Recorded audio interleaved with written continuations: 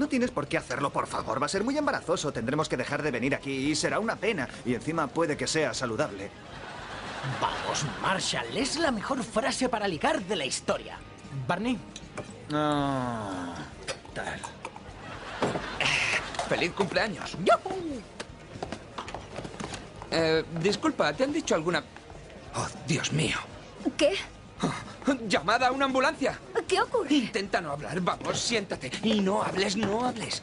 ¿Se encuentra bien? Hablo en serio, llamada al 112. ¿Qué pasa? ¿Qué ocurre? Shh, no te muevas, no te muevas, intenta... por favor, un vaso de agua, agua. Toma, bébetelo. ¿Sabéis? Cuanto más contemplo la escena, menos convencida estoy de que se trata de la mejor frase para ligar de la historia. Dale tiempo.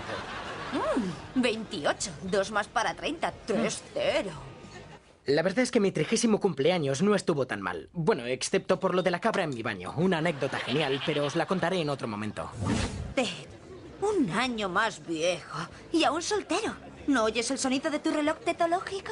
No, he cambiado la alarma. Y aquí llegan los paramédicos. Menos mal que habéis venido. ¿Qué ocurre? Debe de tener una hemorragia interna, tal vez algunas fracturas. Hay que llevarla al hospital. ¿De qué estás Has hablando? sufrido una caída terrible. No, no me he caído. ¿Seguro? Porque yo juraría que te has caído del cielo. Ángel. Dale tu número. ¿Qué?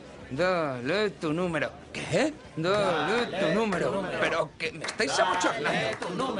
¿Qué estáis? Vamos. No van a parar hasta que no me des tu número. Vale, de acuerdo. Funciona.